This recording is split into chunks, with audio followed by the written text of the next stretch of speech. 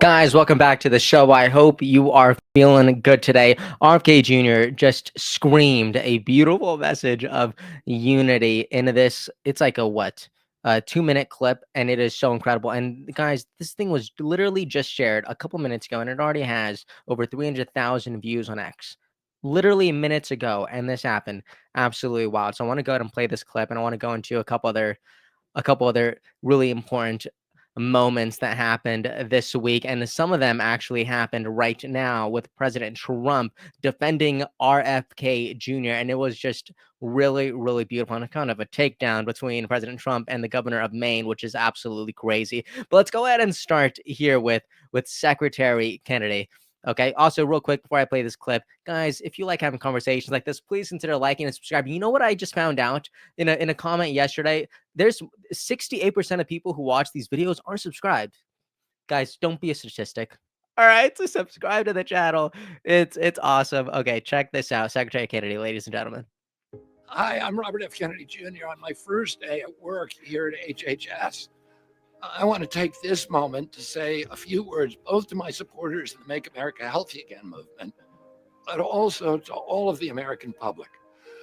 I could read you a list of statistics proving that Americans suffer far higher levels of chronic disease, obesity, addiction, cancer, infertility, and depression than ever before in history and more than any other country in the world. You already know that. It's pretty obvious that something has gone terribly wrong with our health. I'm also not going to tell you the reasons for this decline. Why? Because neither I nor anyone else can be certain. But what I will tell you is that we are going to find out and we're going to do something about it. My commitment to you is that we're going to make chronic disease our top priority. In our first 100 days, we're going to examine every possible contributing factor to the epidemic of chronic disease. We will leave no stone unturned. We're going to listen to the experts and to the dissidents. We're going to listen to insiders and to the whistleblowers. We're going to listen to the doctors and we're going to listen to the moms. We will examine our food, our medicine, our water, our lifestyles, and our environment, everything that goes into Americans' bodies. I promise you that I will enter this inquiry with an open mind and a willingness to be wrong. And I ask that you join me in that. That's how we're going to build unity in this age of political division. We have to find something we care about more than being right, more than political advantage, and more than financial profit. The health of our children is a higher calling for all of us. And here's another promise. We're going to usher in a new era of transparency in all of our health agencies. There's going to be no more hidden conflicts of interest, no more secrecy, no more profiteering from the substances that we're supposed to be regulating. We're going to earn the public's trust with honest, unbiased science. After we get clear on the causes of chronic disease, we're going to take action to reverse it. I know that many of you have lost hope. I know that many of you take these chronic conditions as a normal part of life. Oh, it doesn't have to be that way. I know that because it wasn't that way when I was a kid, and it doesn't have to be that way tomorrow. All it takes is to unify our will to get serious about solving this problem. President Trump has made it one of his top priorities, and I promise to do everything in my power to carry it through. And all I need is your help.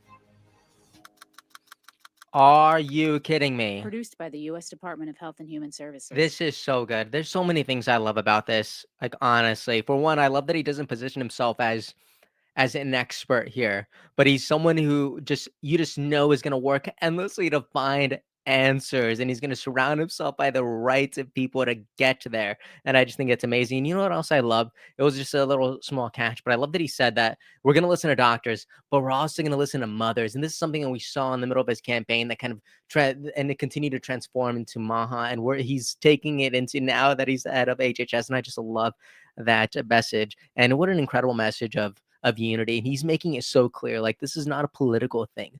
No, there's no room for political division. What we're trying to do here, this is for the good of the nation, for the good of the children. And I just think that is so amazing. And D catch what he says here at the end. He's like, we have to find something we care about more than being right. And I just think this is amazing. So good. Okay. And you know, real quick, before I play that video, I said like, don't be a statistic. I just for my clarity, I'm like, this is real. Like, don't be like, guys. 68% of people who watch these videos aren't subscribed. Don't be a statistic. All right, subscribe. Why not? Help me out here. I love it. Okay, but I saw this from the New York Times. Check this out. The New York Times says that Kennedy issues guidance recognizing only two sexes, right? And he went ahead and shared this on his Secretary Kennedy account. He says, "Thank you, Riley Gaines, for your courage, perseverance, and common sense. My uncle, Ted Kennedy, wrote Title IX and fought for its passage in order to recognize the importance of women's sports. I am grateful to President Trump for restoring America's commitment to female athletes." This is incredible. What an incredible statement. But there's also this amazing video by Riley Gaines, and she is just at the forefront of this movement, and it is just amazing. And you would think that this would just be like a win for all women, but you'll see pretty soon in this upcoming clip with President Trump and the governor of Maine that is not entirely the case. But before I play that, I want us to watch this video because this is such a good moment. Check this out. My name is Riley Gaines. I'm the Vice Chair for Athletes for America with America First Policy Institute and a 12-time NCAA All-American swimmer from the University of Kentucky. I am so grateful to see President Trump's quick and decisive action to uphold his campaign promise and protect female athletes. The executive order keeping men out of women's sports ensures the next generation of girls has the fair opportunity to compete with the safety, privacy, and equal opportunity they're entitled to. The clarity and decisiveness of this administration sends a strong, clear message to women and girls across the country that we matter. Recognizing biological differences between men and women is crucial to protecting women's sports. It also protects the privacy of women in locker rooms and prevents injuries on the court or on the field. In early February, the NCAA updated its policy, claiming to align with federal law. However, the Department of Education recognized the glaring loopholes in this policy and understands there's more work to be done. When I tied with a man down to the 100th of a second in the 200 freestyle at our national championships, the trophy was given to him under the guidance from the NCAA that it was necessary when photos were being taken. As women, we have been neglected and ignored while demanding we are entitled to equal opportunity, to privacy and safety from decision makers who are actively working against us. But courage begets courage. Thank you, President Trump and HHS, for courageously defending truth, common sense, and women. So good. What a win for women. But unfortunately, not everyone feels that way, especially Maine Governor Janet Mills. This is wild. I saw this from Rapid Response 47. Apparently, the White House is having an event where all 50 governors are being hosted. What a privilege, right? How incredible. But look at this. President Trump calls Maine Governor Janet Mills out to her face over her refusal to comply with executive order keeping men out of women's sports. You better do it because you're not going to get any federal funding at it if you don't. But you know what's crazy? Janet Mills in this moment says, "I will see you in court." And that is wild. Check this out. The NCAA has complied immediately, by the way. That's good. But I understand Maine. Is Maine here, the governor of Maine? Well, are you not going to comply with it? I'm complying with state and federal laws. We are the federal law. Well, you better do it. You better do it because you're not going to get any federal funding at all if you don't. And by the way, your population, even though it's somewhat liberal, although I did very well there, your population doesn't want men playing in women's sports. So you better comply because otherwise you're not getting any federal funding. Every state, good. I'll see you in court. I look forward to that. That should be a real easy one. And enjoy your life after governor because I don't think you'll be in elected politics. The NCAA. President Trump literally bodied this woman in a room full of governors. That is crazy. While they were talking, I was wondering like what Maine's actual what their election came out to because President Trump did say that he did very well there, and I was just curious. But these are the numbers. Kamala Harris got 52% of the vote. President Trump got 45% of the vote, and here is what that map looked like. So, really not. That is a very red state. All right, let's be real. So when President Trump is saying that like this is what you're this is what's good for your people. This is what your people want. He's really, really not lying. But what a moment. What a moment. Again, talking about keeping men out of women's sports, absolutely wild. And you know what I also wanted to share? I thought this was amazing because President Trump also brought up RFK Jr. because apparently RFK was in the room and he kind of he injects this really, really funny, very underappreciated joke, kind of went on the radar, but I thought it was so good. Check this out. Secretary of Health and Human Services, nobody knows this particular gentleman. He sailed right through. I thought he'd get a lot of, I said, well, he's going to get a lot of Democrat votes, Ron. I said, he's going to be an easy one, right? I told Ron DeSantis, I said, this one's going to be so easy. He's going to get all those Democrat votes. I don't know. You thank goodness for the Republicans, right? Robert F. Kennedy Jr. And where is Bobby? Where is Bobby? So congratulations. Was that as easy as you thought? Just quick. Well, in the end, they all voted for him. He did pretty well. You got through. But, we have one stat that I quote. I mean, let's be real.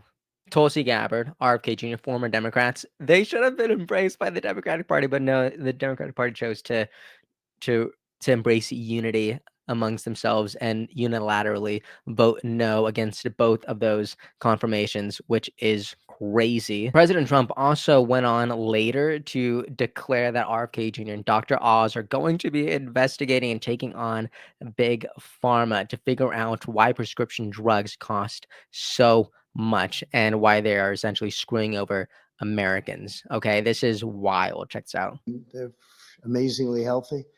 And he understands. He's working with Dr. Oz, who's a really smart guy. I know him very well. And those two guys are going to figure out, they're also going to figure out why in the United States we pay $1,300 for a drug, one that we were talking about. And in London, they pay, literally, they pay $200, even less.